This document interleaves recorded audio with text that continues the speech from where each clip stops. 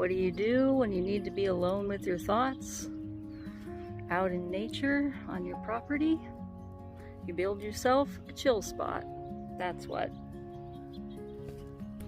That's exactly what I'm doing. Out of sourced materials, straight from the property. Eucalyptus branches balanced together to form a solid structure. We have a whole pile to work with.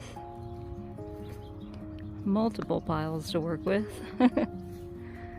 And on this side will be the chill spot. Put a couple of chairs, table, umbrella, and I might build a fence right here along that boundary. And then we have this whole beautiful view. Nice.